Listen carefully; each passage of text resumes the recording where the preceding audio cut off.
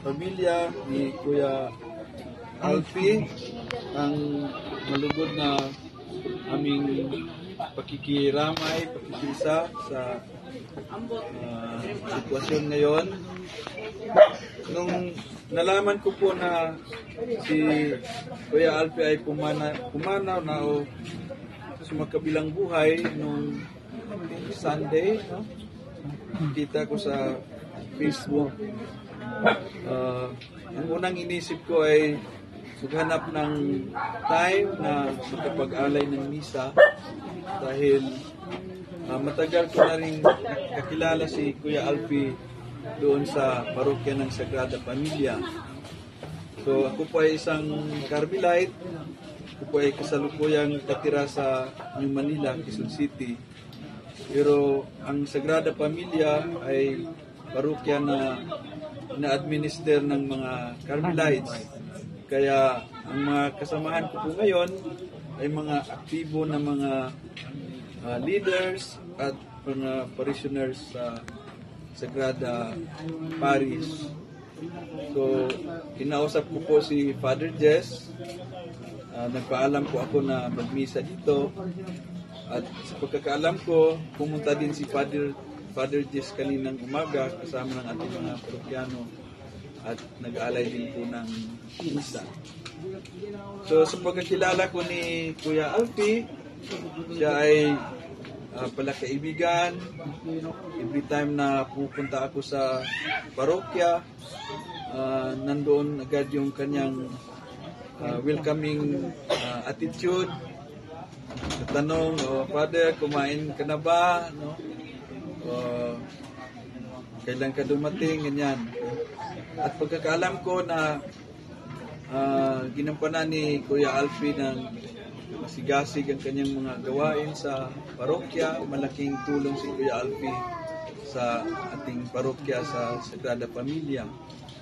Kaya sabi ko nga, maghanap ako ng pagkakataon. So, ito po yung time na ako po ay available. No? At chance din po na ma-meet ang ilang mag-anak, kapatid ni Kuya Alfie. Sa pagkakaalam ko, mayroon siyang 7 yatang kapatid, no? 7 sila. Kayo, so, condolence po sa inyong lahat. Ito yung pangalan ni Ate. So, sa buhay natin, ganyan naman talaga ang buhay natin. May hangganan. Hindi natin alam kung hanggang saan ang buhay natin. Pero ang importante na kinikilala natin na ang buhay natin ay galing sa Diyos. At habang tayo ay nabubuhay, sinisikap din natin na makapaglingkod sa Kanya sa anumang paraan. Pamamagitan din ng paglingkod natin sa kapwa, pagtulong sa mga nangailangan. At hanga ako ni Kuya Alfie na siya ay nilaan talaga ang sarili niya sa paglilingkod sa simbahan at sa kapwa. So, lahat naman tayo ay darating sa ganitong sitwasyon. No? Hindi nga lang natin alam. Pero tiyak na darating yon.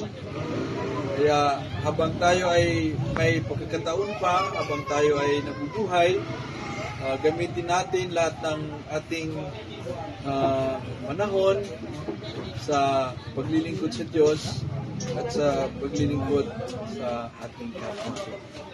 At tiyak ako na ngayon si Kuya Alfie ay masaya din dahil tayo ay nag-alay nitong banal na misa, tayo ay nagkatipon, at palagay ko magiging mas masaya din si Kuya Alfie kapag kayong mga magkakapatid ay patuloy na magdaupang palad, hindi kayo mag-away-away, at patuloy na ipakita ang malasakit at pagmamahal sa bawat isa.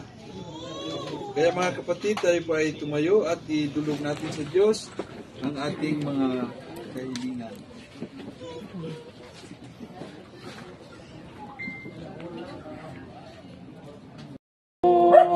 kung nakikinig ako sa iyong mga salita. Alleluia, Alleluia, Alleluia. Sumainyo ang Panginoon. Sumainyo rin. Ang mabuting balita ng Panginoon ayon kay San Juan. Papuri sa iyo, Panginoon. Noong panahon iyon, sinabi ni Jesus sa kanyang mga alagad, "Huwag kayong mabalisa, manalig kayo sa Diyos at manalig din kayo sa akin. Sa bahay ng aking Ama ay maraming silid. Kung hindi gayon, sinabi ko na sana sa inyo. At paruroon ako upang ipaghanda ko kayo ng matitirahan. Kapag naruroon na ako at ipaghanda na kayo ng matitirahan, babalik ako at isasama kayo sa kinaroroonan ko. At alam na ninyo ang daan patungo sa pupuntahan ko." Sinabi sa kanya ni Tomas, "Panginoon, hindi po namin alam kung saan kayo pupunta. Paano naming malalaman ang daan?" Sumagot si Jesus, "Ako ang daan, ang katotohanan at ang buhay. Walang makapupunta sa Ama kundi sa pamamagitan ko." Mga kapatid, ang mabuting balita ng Panginoon. Pinupuri ka namin, Panginoong Hesukristo. Gawad natin kay Kuya Alfie ang panalangin para sa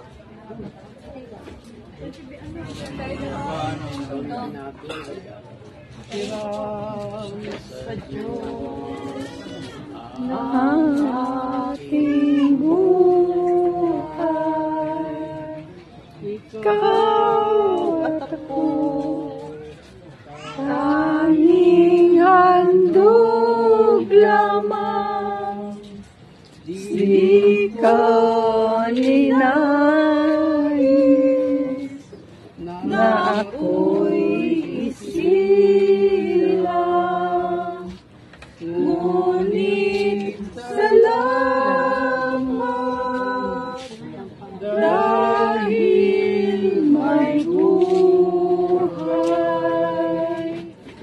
Ligaya ko nang ako'y isilang. Pagkat tao ay mayroong dangal.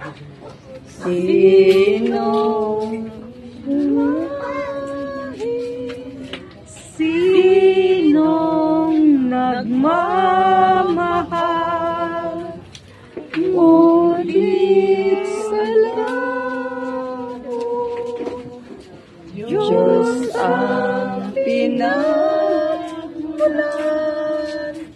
Kundi ako numilit, kundi ako mabilyang halaga. Ang buhay kong handog, ang buhay ko'y hiram sa Diyos. Kundi ako nagmamahal. Ito ba sino ako? Kuya, siya pa daw. Sa Diyos ang aking buhay. Pagkat tao ay mayroong dangal. Sino'y pag-ibig, sinong nagmamahal, ngunit ang tao, Diyos ang pinagmulan.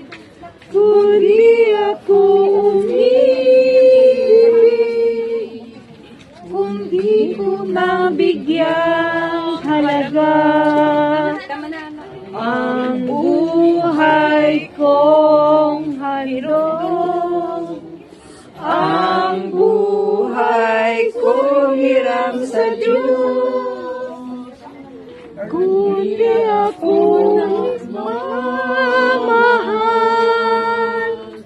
sino ako?